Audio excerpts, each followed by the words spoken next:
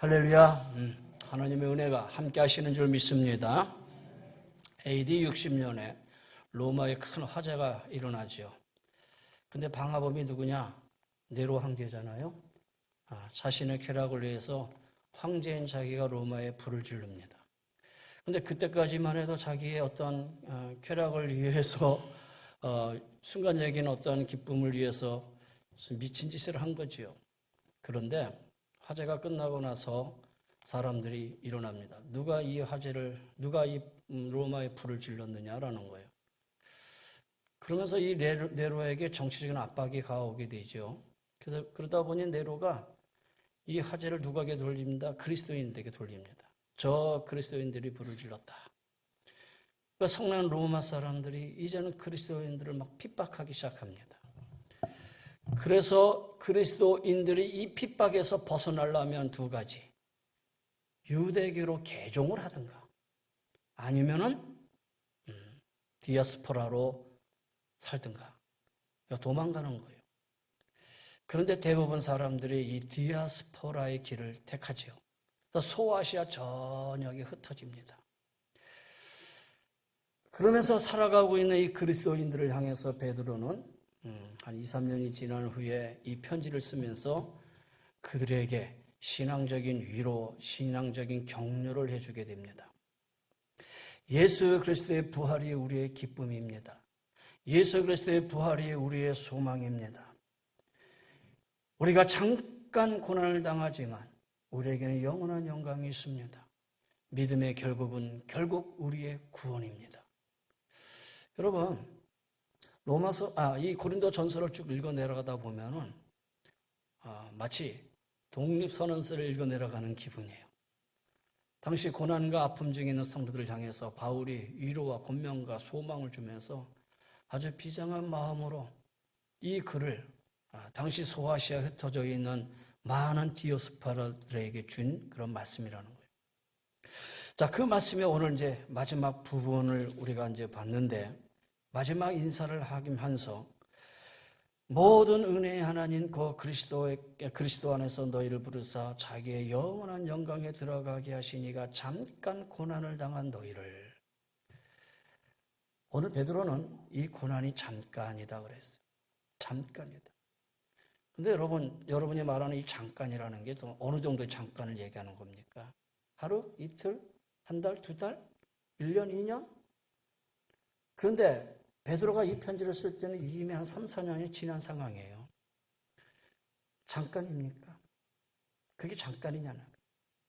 근데 오늘 베드로는 디아스포라 성도들을 향해서 잠깐 고난을 당한 너희를. 잠깐 고난인데 우리에게는 뭐가 있다? 영원한 영광이 있다. 영원한 영광에 비교해서 지금 오늘의 우리를 보니 그것이 1년이든 2년이든 아니 10년, 20년이 된들 하나님이 우리에게 주시는 영원한 영광에 비교할 수 있겠느냐라는 거예요. 일찍이 바울은 로마서 8장 18절에 생각하건대 현재의 고난은 장차 우리에게 나타날 영광과 비교할 수 없도다. 이 말씀과 오늘 말씀의 문맥을 비교해 보면 고난과 영광이라는 두 단어를 놓고 고난이 앞에 있는 게 아니라 영광이 고난 앞에 있어요. 분명히 영광은 고난 뒤에 있는데 오늘 베드로는 이 고난 뒤에 있는 영광을 쭉 당겨가지고 고난 앞에 두는 거예요. 바울도 마찬가지예요. 현재의 고난은 장차 우리에게 나타날 영광과 비교할 수 없도다. 만원경 주님주로 쭉 당겨서 저 뒤에 있는 하나님의 영광을 쭉 당겨서 우리의 고난 앞에 두고 그 고난, 영원한 영광을 바라보면서 지금 우리 앞에 있는 이 고난을 능히 이겨나갈 수 있는 힘과 소망을 우리에게 주시는 거예요. 사랑하는 성도 여러분, 주님의 영광은 영원함입니다. 할렐루야. 그러나 우리 눈앞에 있는 현재의 고난은 그래서 잠깐이라는 거예요. 여러분, 눈앞에 있는 고난을 바라보지 마시고 고난 뒤에 있는 영광을 잡아서 내 앞에 두시기를 바랍니다. 그러면 고난을 이겨나갈 수가 있는 거예요. 지금 여러 가지 성도들의 삶의 상황이나 형편이나 또 나라가 당하고 있는 이러한 모습이나 이 사회가 당하는 여러 가지 많은 어려움들, 여러분 우리가 고난이지요. 그러나 이 고난 속에서도 우리와 함께 하시는 주님, 주님의 부활의 소망이 우리에게 있기 때문에 우리는 영원한 영광을 바라볼 수 있는 것이고, 그래서 베드로는 우리에게 산 소망이 있다라고 얘기하는 거예요. 자, 오늘은 이 말씀과 더불어서 오늘 10절의 맨 앞에 있는 모든 은혜의 하나님, 이 부분을 먼저 살펴보려고 그래요. 모든 은혜의 하나님. 마지막은 이제 인사를 앞두고 우리 바오니 베드로는 하나님을 가리켜 모든 은혜의 하나님이다. 앞에 4장 10절에 보면 여러 가지 은혜가 있다. 그렇게 본다면 여러분 은혜라는 게 한 개만 있는 게 아니라 은혜 여러 가지가 있어요. 근데 이 여러 가지 모든 은혜는 하나님이 주관자라는 거예요. 은혜를 주시는 분은 바로 하나님이시다라는 거예요. 그러니까 은혜는 한 가지가 아니라 수많이 있다. 그래서 제가 성경에 은혜가 몇 번이나 나오나 하고 쳐봤더니 275번인 정도의 은혜란 단어가 쭉 나타나 있어요. 야, 은혜가 이렇게 많구나. 여러분 요한계시록의 제일 마지막에 말이 무슨 말입니까? 아멘 주 예수여 어서 오시옵소서입니까? 아니에요. 그 다음 말이 있어요. 주 예수의 은혜가 너희 모든 자들에게 있을지어다. 21절이 제일 마지막에 주 예수의 은혜가 모든 자들에게 있을지어다. 성경의 결론은 뭐지요? 은혜입니다. 할렐루야. 성경의 결론은 은혜입니다. 여러분 하나님은 모든 은혜의 주관자고 모든 은혜를 주시는 분은 하나님이십니다. 그렇다면 이 은혜 여러분에게 다 말할 수는 없어요. 몇 가지만 한번 추려서 과연 하나님은 모든 은혜라고 모든 은혜의 주관자인데 하나님 우리에게 주시는 모든 은혜는 어떤 은혜들이냐? 제일 첫 번째는 디도서 2장 11절에 모든 사람에게 구원을 주시는 하나님의 은혜가 나타나. 할렐루야. 하나님은 우리에게 주시는 첫 번째 은혜는 모든 구원의 은혜. 우리에게 모든 사람에게 주시는 구원을 주시는 하나님의 은혜. 여러분 하나님의 은혜는 구원의 은혜입니다. 목회를 하면서 가장 보람진 사역, 가장 그 사역 중에서 참 보람차다라고 느껴질 때가 언제냐면 성도의 거룩한 죽음 앞에 섰을 때 이 성도가 구원받았다라는 확신이 있을 때, 이 성도님은 정말 구원받은 자녀구나. 그래서 내가 이 성도의 거룩한 죽음 앞에서 구원을 얘기하고 이분은 하나님의 자녀고 하나님의 나라에 갔습니다 라고 자신 있게 외칠 수 있대. 그때는 참 감사해요. 구원받았다는 것이 얼마나 감사한지 몰라요. 여러분 구원을 받았다는 것은 이 땅에서의 끝이 아니라 다시 만날 하늘의 소망이 우리에게 있다는 거 아니겠어요? 사랑하는 성도 여러분, 예수 믿으시기를 바랍니다. 할렐루야. 이런 구원의 은혜가 이미 우리 안에 임하게 된 줄 믿습니다. 그런데 히브리서 2장 3절에 보면 이렇게 얘기합니다. 우리가 이같이 큰 구원을 등한히 여기면 어찌 그 보응을 피하리요. 하나님은 우리에게 구원의 은혜를 주셨는데 이 은혜는 큰 은혜인데 이 큰 은혜를 너희가 왜 등한히 여기느냐라는 거예요. 우리에게 주신 이 구원의 은혜를 여러분 등한히 여기면 안 돼요. 그러면 그 마지막에 보응을 어떻게 피할 수 있겠느냐라는 거예요. 여러분 모든 사람에게 구원을 주신 하나님의 은혜, 나에게 주셨던 이 하나님의 은혜 귀중하게 간직하세요. 소중하게 생각하세요. 이 구원을 등한히 여기시면 안 된다라는 거예요. 근데 이 구원의 은혜 외에 또 여러 은혜가 있다고 그랬죠. 요한복음 1장 16절에 우리가 다 그의 충만한 데서 받으니 은혜 위에 은혜로라 그랬어요. 다시 말해서 구원의 은혜 외에 또 다른 은혜가 무수히 많다라는 거예요. 은혜 위에 은혜가 있다라는 거예요. 우리가 예수님이 십자가에 달리실 때 우편에 있는 강도 있잖아요. 우편에 있는 강도 예수님을 향해서 당신이 나그네에 이를 때 나와 함께 하소서. 평생 못된 짓 하다가 마지막 십자가에서 이 말 한마디 때문에 그가 나그네 갔어요. 아침 일찍이 포도원에 들어가서 일한 사람보다 하루 종일 놀다가 오후 5시쯤 돼가지고 나가가지고 선택받아가지고 포도원에 들어가서 일했더니 하루 임금을 받았어요. 여러분, 부럽습니까? 안 부럽습니까? 부럽습니까? 마지막 말 한마디 해서 구원받은 이 강도, 5시에 포도원에 들어가가지고 하루 일당을 받은 이 일꾼들, 여러분 정말 부럽다고 생각하십니까? 그런데 여러분 잘 생각해 보세요.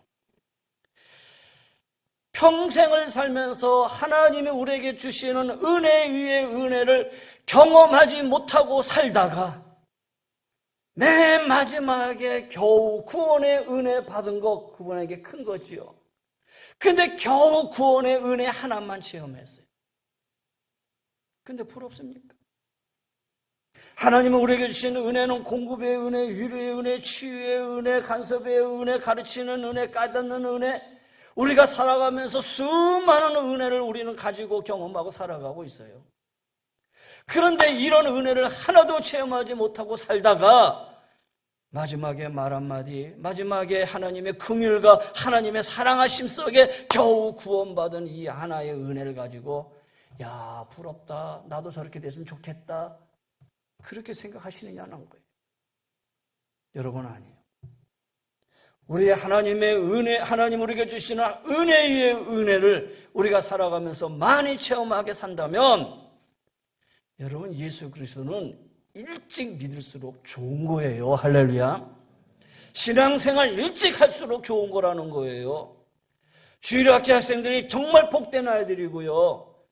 그야 더 영어 유치부 아이들이 신앙생활을 한다는 건 더 복된 거예요. 왜? 일찍 신앙생활을 하면서 하나님의 여러 은혜를 참여하며 살아가니 얼마나 복된 거냐라는 거예요. 일찍 믿으면 믿을수록 은혜 위에 은혜의 하나님을 우리는 경험하고 체험하며 살아갈 수가 있고 많은 은혜를 받을 수가 있는 거예요. 이 은혜 위에 은혜로라는 말은 또 다른 표현이 있어요. 이 말의 또 다른 표현은 시편 31편 19절에 주를 두려워하는 자를 위하여 쌓아두신 은혜, 고 주께 피하는 자를 위하여 인생 앞에 베푸신 은혜가 어찌 그리 큰지요. 하나님이 은혜를 어떻게 했다고요? 쌓아두신 은혜. 하나님이 우리를 위해서 쌓아두신 은혜가 있다라는 거예요. 이스라엘 민족이 출애굽을 합니다. 출애굽을 해서 이제 쭉 가서 홍해를 앞에 놓고 홍해를 건너고 하잖아요. 그런데 이스라엘 백성이 나올 때 아주 급하게 나오느라고 많은 것을 챙기지를 못했어요. 그렇다고 해서 그냥 나올 수 없으니까 눈에 보이는 대로 막 챙겨가지고 그냥 나왔겠죠. 근데 여러분, 만나와 메추라기는 이스라엘 백성이 출애굽해가지고 언제 내리기 시작했죠? 한 달 뒤에. 정월 1월 보름에 나와서 그 다음 달 보름서부터 만나와 메추라기가 내리기 시작했어요. 그럼 한 달 동안은 뭐 먹고 살았어요? 그냥 나오면서 막 챙겨가지고 나온, 그래도 한 달치의 양식은 있었다라는 거 아니겠어요? 한 달치의 양식은 그나마 소달구지에다가 달구지에다가 짐에다 막 챙겨가지고 막 나왔어요. 나오면서 야, 쌓아둔 그 양식을 보면서 우리가 견딜 수는 있겠지. 근데 이거 봐라, 가면서 양식이 떨어지기 시작해. 보름 지나고 20일 지나고 25일 지나고 이만큼이면 되겠지 했는데 다 떨어져. 어떻게 되겠어요? 만나를 주신 이후에 우리 하나님은 그에게 40년 동안 주셨어요. 아무것도 없는 그들을 향해서 주님은 먹이시고 입히시고 40년 동안 주셨다라는 거예요. 여러분, 육신을 위해서 여러분 스스로가 쌓아놓는 것이 그렇게 대견스럽습니까? 여러분이 얼마만큼 벌어놓고 얼마만큼 가지고 있기에 그거 이거 보면서 야, 이 정도면 되겠지, 여러분 그렇게 등 두드리면서 만족하시면서 그런 마음 가지고 살아계시냐는 얘기예요. 육신을 위해서 쌓아놓던 어리석은 부자, 창고에 가득 찬 걸 보고 이만하면 됐지 하고 있을 때 주님 말씀하시죠. 오늘 밤 내가 네 영혼을 가져가면 이 모든 것이 네 것이 되겠느냐. 이 어리석은 인간아. 여러분, 우리는 간혹 혹 모르겠어요. 이 정도면, 내 인생의 경험 속에서 이만큼이면, 내가 아는 인맥이 이 정도면, 그래서 내가 이 정도 경험하며 살았는데 아무것도 중요치 않아요. 아무것도 중요치 않아요. 하나님의 은혜는 우리를 위해서 쌓아놓으신 은혜예요. 우리를 위해서 예배해 놓으신 은혜예요. 여러분의 인생을 살아가는데 우리를 위해서 쌓아놓으신 이 은혜, 예배해 놓으신 이 은혜가 우리에게 임하지 않으면 여러분이 육신적인 삶 속에 쌓아놓았들 그것이 얼마나 가겠느냐라는 거예요. 그런데 이 쌓아두신 은혜를 그러면 언제를 주시느냐?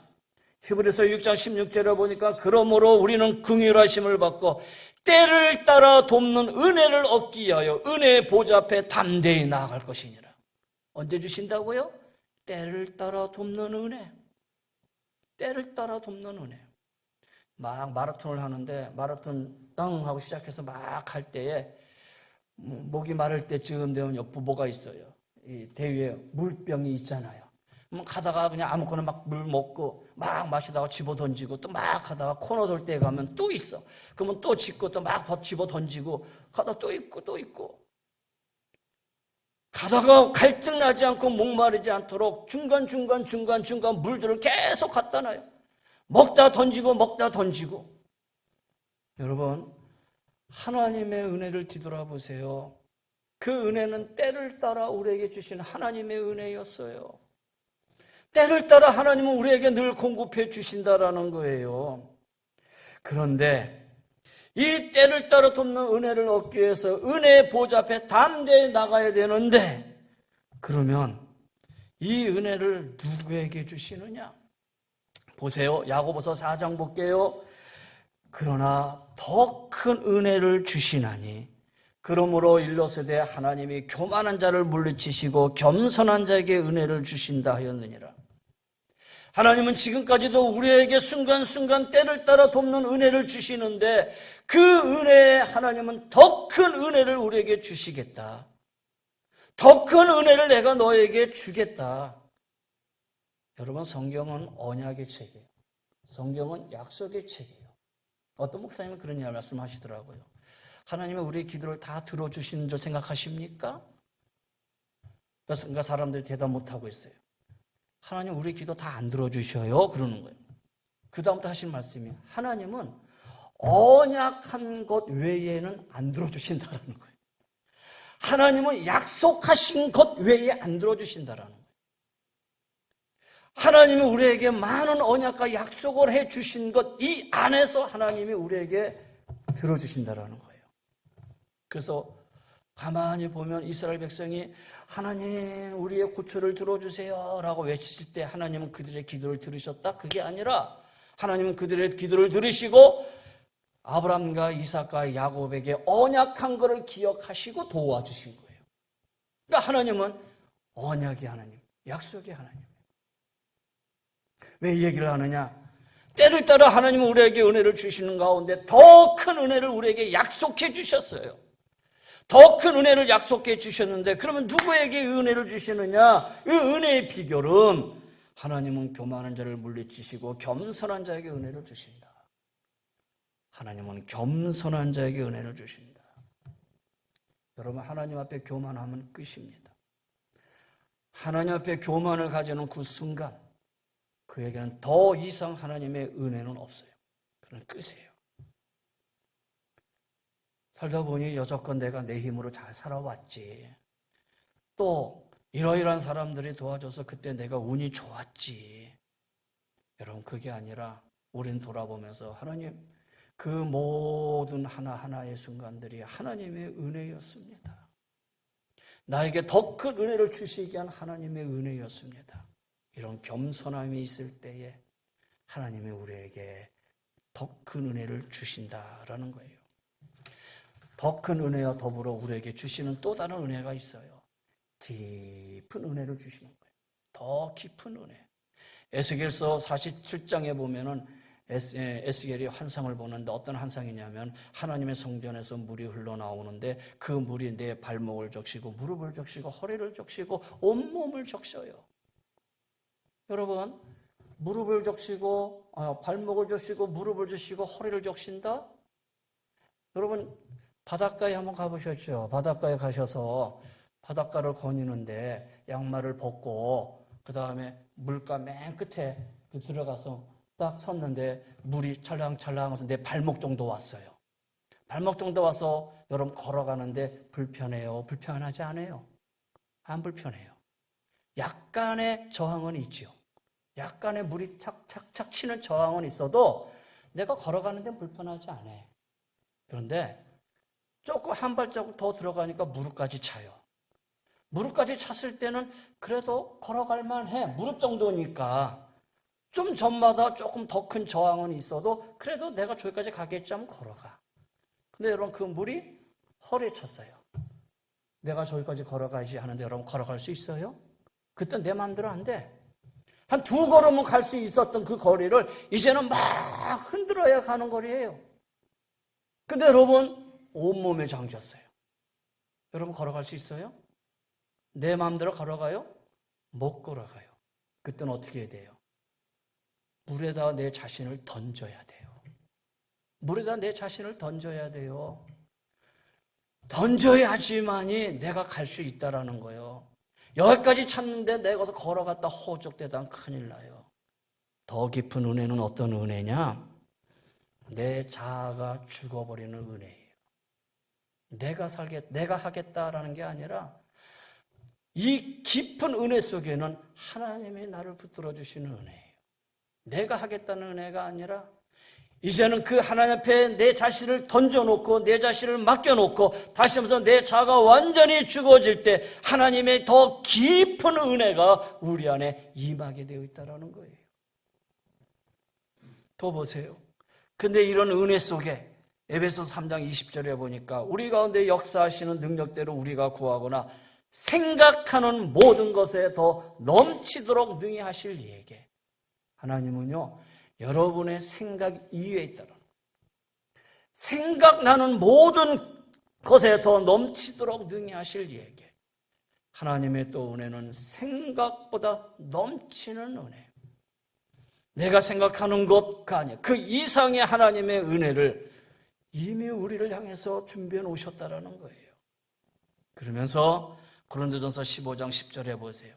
그러나 나된 것은 하나님의 은혜다. 내가 나된 것은 하나님의 은혜로 된 것이니 내게 주신 그 은혜가 헛되지 아니하여 나를 나되게 하신 은혜. 여러분 자신이 지금까지 지난 모든 삶 한번 돌아보세요. 나를 나되게 하신 건 하나님의 은혜다.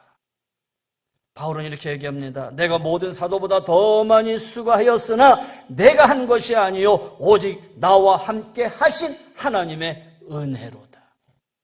여러분 수고하셨죠? 애 많이 쓰셨죠? 열심히 노력하며 오셨죠? 그런데 여러분이 한 것입니까? 바울은 얘기합니다. 내가 모든 다른 사도보다 더 많이 수고하였지만 그게 내가 한 것이냐? 아니다. 나를 나되게 하신 것은 하나님의 은혜로다. 저는 말씀을 준비하면서 그래 내 인생 60에 여기까지 이 정도도 하나님의 은혜인 것 같다. 나는 부족하고 연약한데 내가 할 수 있는 부분은 정말 아무것도 없는데 나를 나되게 하신 것 하나님의 은혜구나. 그나마 여기까지 건강하게 해주신 것 하나님의 은혜구나.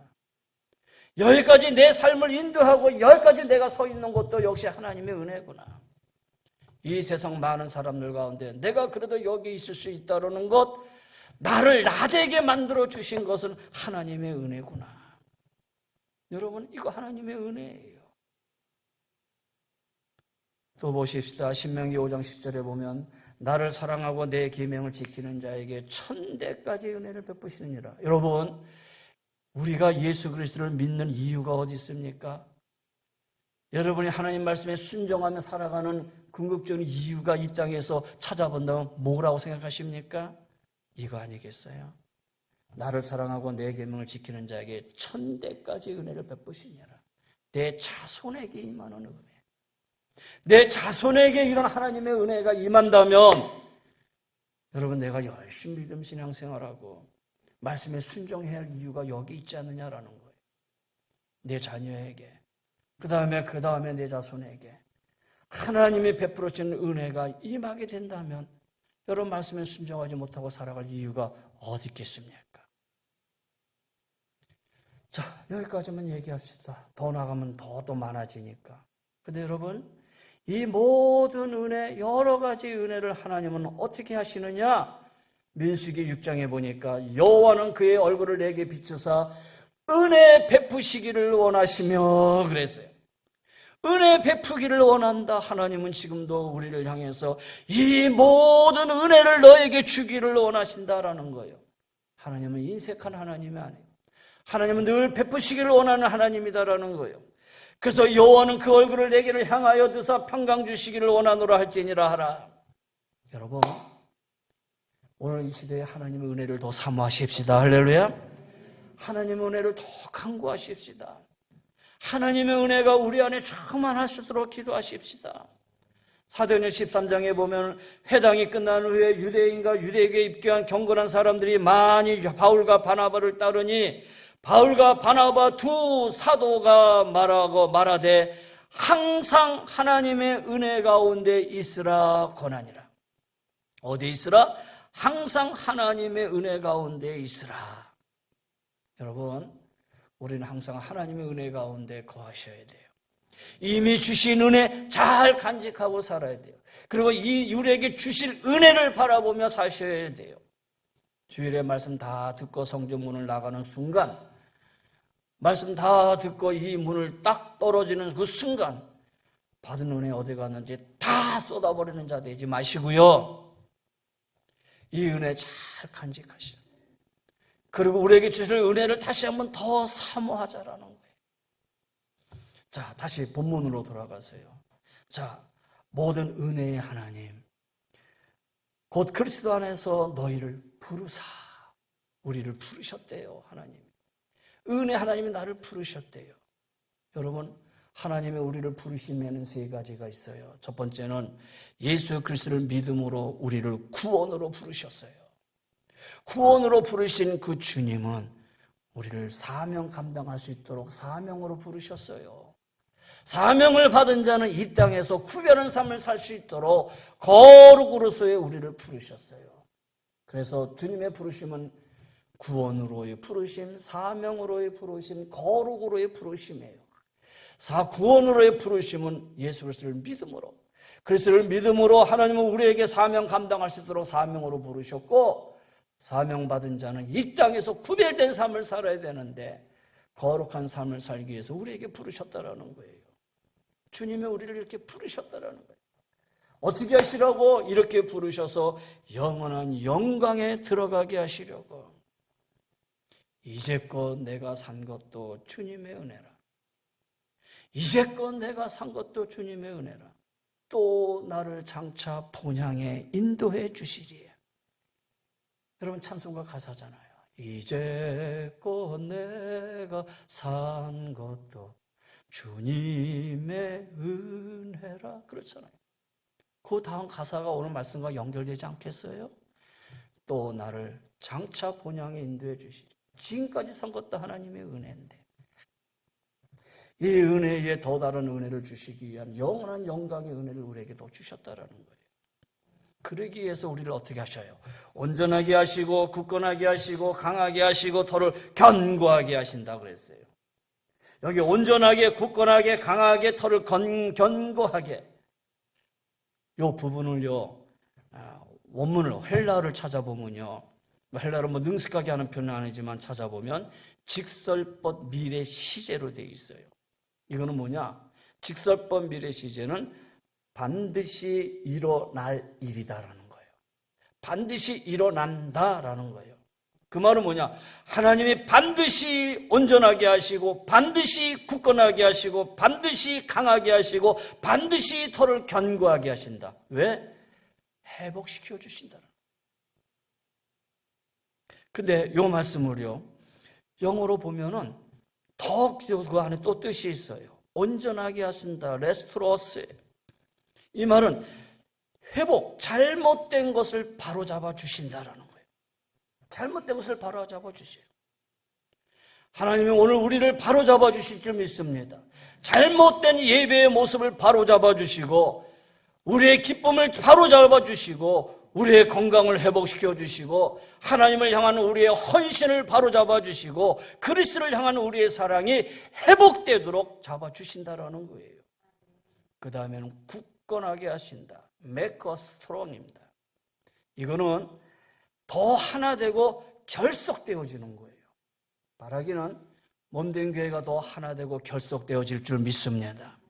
그 다음에 강하게 하신다. Make us firm입니다.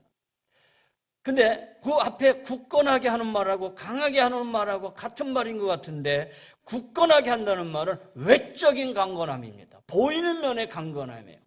반면에 강하게 하는 이 폼은 내적으로의 강건함을 얘기하고 있는 거예요. 그래서 외적으로나 내적으로나 하나님이 우리를 강건하게 붙들어 주시는 거예요. 그리고 터를 견고하게 하신다. Make us steadfast. 이 말은 뭐냐면은 그리스도의 터 위에 세워진, 예수 그리스도의 터 위에 세워진 우리 교회가, 그리스도 터 위에 세워진 성도들의 가정이 더 견고하게 세워진다라는 거예요. 사랑하는 성도 여러분, 주님이 우리를 반드시 온전하게 하십니다. 굳건하게 하십니다. 강하게 하십니다. 견고하게 하십니다. 그래서 제가 설교 초기에 말씀드렸던 생각컨대 현재의 고난은 장차 우리에게 나타날 영광과 비교할 수 없도다. 고난보다 영광을 바라봐야 돼. 고난 뒤에 영광이 아니라 고난 앞에 영광을 갖다 놓고 바라보며 살아가는 게 신앙인의 삶의 자세입니다. 사랑하는 성도 여러분, 모든 은혜의 하나님, 이 은혜를 사모하십시다. 구원의 은혜를 주시고, 은혜의 은혜를 주시고, 쌓아주신 은혜를 주시고, 때를 따라주신 은혜를 주시고, 더 큰 은혜를 주시고, 더 깊은 은혜를 주시고, 생각보다 넘치는 은혜, 나를 나되게 하신 은혜, 우리의 자손에게 임하는 은혜.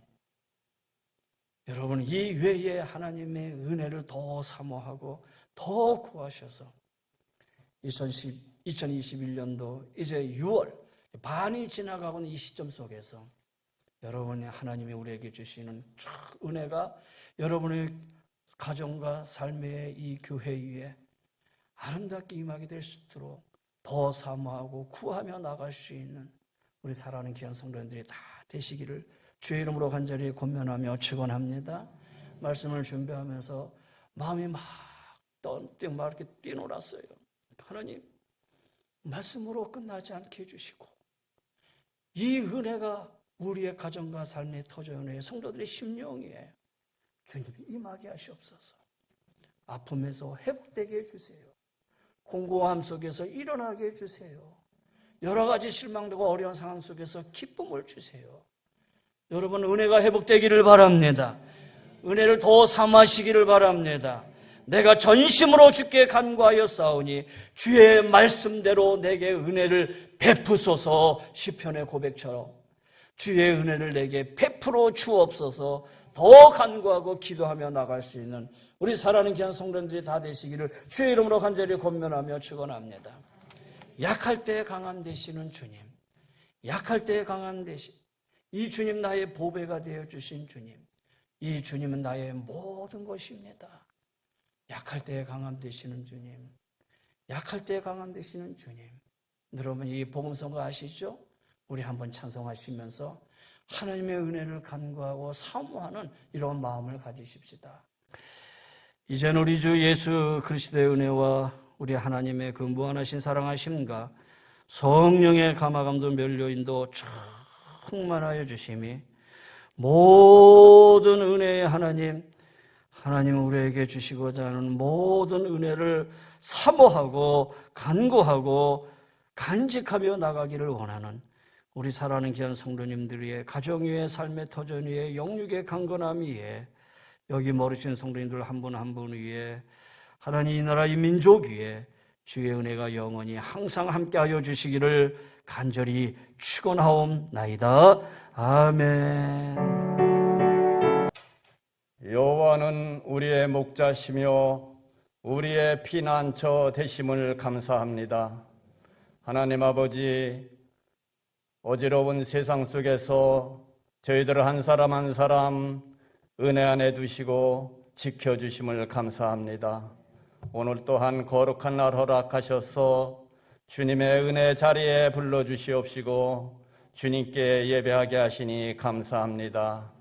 가정에서 온라인으로 주님 앞에 예배를 올려드립니다. 하나님 아버지, 이 시간 성령의 은혜를 베풀어 주시옵시고 우리의 심령 가운데 찾아오셔서 우리를 온전히 만져 주시옵소서. 주님의 은혜 안에 살기를 원합니다. 이 세상 가운데 주님의 은혜 안에 살지 못하면 우리가 세상을 이길 수 없사오며 주님을 기쁘게 할 수도 없는 것을 고백합니다. 이 시간 우리의 마음에 성령님 충만하게 내려 주시옵소서. 우리의 마음을 감찰하시는 여호와께서 우리의 소원을 들어주시옵시고 우리의 기도를 들어주시옵소서.